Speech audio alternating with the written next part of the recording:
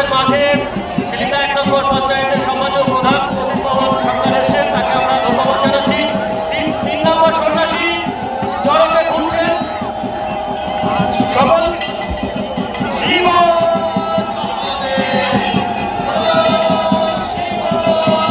দেখো কাশ বাজাচ্ছে।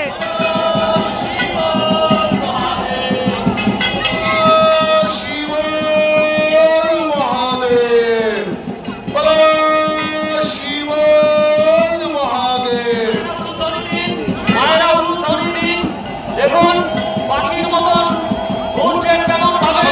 মায়েরা একটা উলুধ্বনি দিন, সকল মায়েরা একটা উলুধ্বনি দেন।